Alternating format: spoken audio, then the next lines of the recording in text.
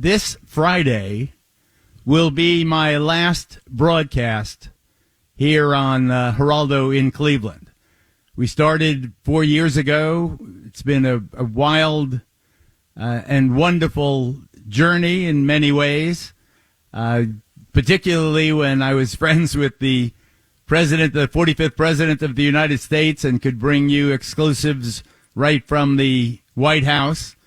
That friendship fell apart when the president refused to recognize the results of the 2020 election. And so, like William Barr, his attorney general, like so many others, I like Chris Wallace at Fox News, we decided at that point that we could no longer support Donald Trump.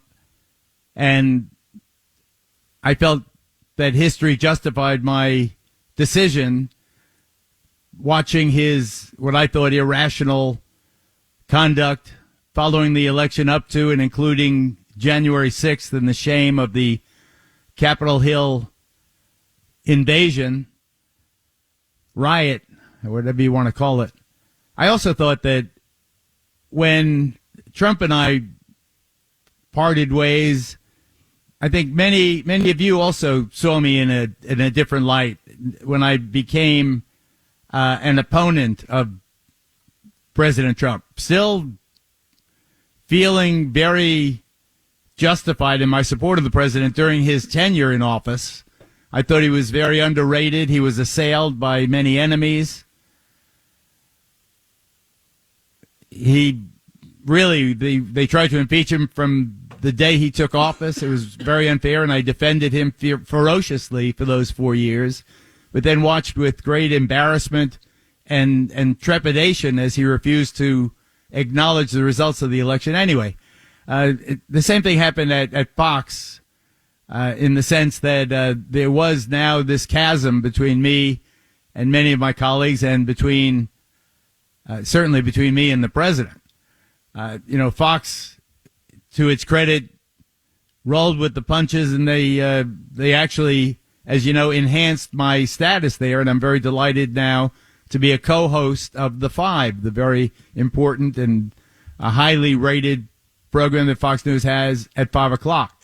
The downside to Fox's generosity of spirit and open-mindedness is that now I have to fly to New York every week to go to do the show, and then fly back, and it has become, I'm almost 79 years old. It's become a real, how can I say it?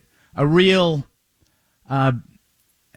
physical and psychological burden. Now, I wanted to do the show when we moved to Cleveland almost 5 years ago. I was delighted when Ray gave me the opportunity. Ray and his colleagues at iHeart gave me the opportunity. I have had a wonderful, wonderful time speaking to you all. I've loved the fact that Erica and I could become part of the community with the charity work with the food bank and so forth. And talking about the problems in the city and how crime has to be contained, controlled,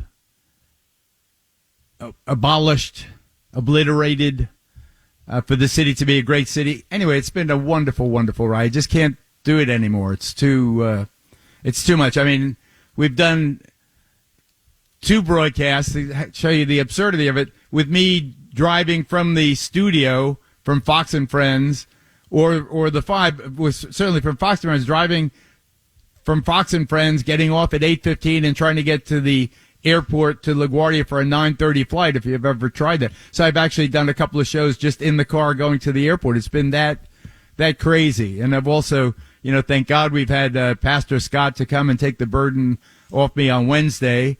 But it's too, I'm sorry. And I hope that you've enjoyed doing the program. Let me bring Ray. I'm getting too emotional. Let's bring Ray Davis. He is the program director of WTAM 1100, Ray Davis. Well, I do want to read a statement, Geraldo. Geraldo Rivera is a once-in-a-generation broadcaster, storied journalist, and a tireless philanthropist. It shouldn't come as any surprise that after 50-plus years of broadcasting, the Emmy and Peabody award-winning Rivera refuses to slow down. Unfortunately, with an increased travel schedule for Fox News Network and additional production projects, Geraldo has decided that after nearly 4 years, the final episode of Geraldo in Cleveland will be this Friday, April 1st. Even though the WTAM chapter of his career is closing, Geraldo will continue to live in his adopted home of Shaker Heights with his wife Erica and his daughter Sol. And we will always consider Geraldo to be a treasured member of the WTAM family and have been honored to have him had front row a seat to his storied career. So Geraldo, Friday's your last day. It's been a pleasure working with you, and I'm sure we'll continue to be friends. Ray, I have no doubt that we'll continue to see you at the Harbor Inn and at sea, on the Great Lake. That had so much to do with drawing me here, aside from Erica's roots. And it's, is Rob there? Rob Rozicki? Yeah, right here. All right, partner. I know this may be a surprise to you, a little bit. I've loved working with you. Honestly, if somebody would have looked at me 4 or 5 years ago when I started this broadcasting journey and said I would have landed here with you for 3.5, almost 4 years, I would have probably asked for a drug test or something like that to make sure that that person was sane. It's been unbelievable working with you the last 4+ years now, and just I'm at a loss for words.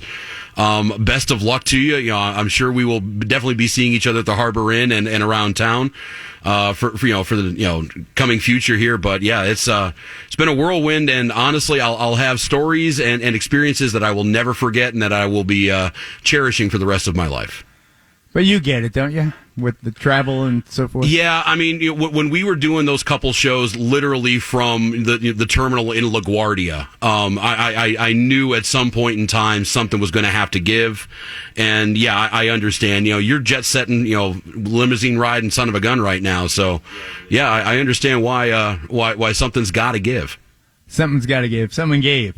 So Ray, it took guts for you to put me on. I mean, particularly because I'm not the typical, I wouldn't even say typical, I'm not the, I don't know how to say this even. AM radio has a particular ideological slant in this country. You had the courage to allow someone who wasn't, I'll just say it, a conservative, to have this valuable airtime. First of all, why'd you take the chance? Well, first of all, how many people can go by just a first name besides Adele, Madonna, Geraldo? So, I mean, you're a legendary broadcaster, Geraldo, and having you part of the WTM team, just elevated the station to another level over the past 4 years. So, I mean, your career is unprecedented. I mean, I've been over your house. You've interviewed just more people in your career, probably, or comparable to Barbara Walters. I mean, it's amazing the stories you've been able to tell over the last 4 years about the people you've met and the people you've interviewed. When something's happened in the news, you can relate firsthand to that experience. Even when the Afghan war ended, you'd been so many terms of service in covering as a journalist wars in Iraq and Afghanistan, where you can bring your firsthand experience and tell stories about what it was like to cover the wars and the war in Afghanistan. It's just been an incredible ride as far as have you tell those stories on WTAM, and it's just been an honor to work with you. Oh, I appreciate that. It's been an honor to work with you, too. And Geraldo, real quick, that actually Ray just reminded me of something. I knew we were serious. I knew this was going to be the real deal. It couldn't have been maybe a month after we started. It was the anniversary of Kennedy's assassination, and I remember talking to you, giving you a phone call about the Zapruder film. Do you want anything like that? And just offhandedly, without really giving it much fanfare. Oh yeah, the first time that ever aired was on my TV show. Oh, okay. So at that point in time, I realized, we were making a little history here. And, to your point of not being the conventional conservative talk show host, somebody sitting in this producer chair, it was kind of nice to learn from that and see that every day and see that it could work on these airwaves. What are you going to do, Ray? Well, I mean, we haven't decided yet, but also, I mean, I'm going to talk about your work in the community too, the things you've done for the local community, whether it's the Salvation Army, and even your career exposing what happened, with the people who have, mentally retarded, who are living in unbearable conditions. It's just the things you have done to help people throughout your career, and even in Cleveland. It's been great, and we really appreciate everything you've done for us. Well, I pledge that Eric and I will continue to be involved. You mentioned the Salvation Army. That's one of the many causes. The Friendship Circle, the Cleveland Food Bank. We're going to stay involved now with the refugee resettlement. We've pledged to keep, to be involved and help ease that process to the extent that we are able. In fact, my old guide and driver from Afghanistan is coming to. We hope to settle him in Beechwood or someplace close where he can work with Erica and me going forward. I've loved, and I do love. I'm in for Cleveland. I am Cleveland Browns, Cleveland Cavaliers, the Cleveland Guardians. I got to get used to that. I got to wrap my arms around that. That's hard for an old man to get used to, but I will. And I think that, together, what has been most heartening to me, and I mean, the calls have been great, Rob. I don't know. I had some experience with radio in New York. I had a similar run, a 4-year run on WABC in New York City. And what you do is you really get a sense of the community with the callers. And we've had such a robust relationship with so many people that have made us part of their morning routine. I want to thank Dave, who's done a great job call screening. I will always cherish my relationship. I don't want to say goodbye yet because tomorrow's the pastor. Tomorrow's Wednesday, the regular pastor, Scott Day. Then Thursday and Friday, I will be on the air. Well, Thursday but from you're traveling. New York. Thursday you're traveling. Oh, Thursday I'm traveling? Okay, Yeah, so I will be on the air Friday. Right. Correct. Okay.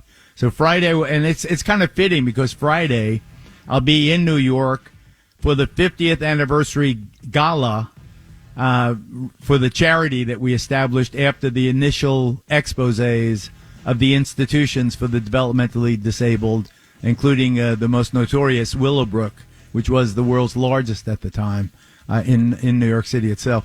So the gala will bring together many of the people that I've met over the last half century in that cause, the cause of helping the developmentally disabled. So that will be our last broadcast. That will be Friday.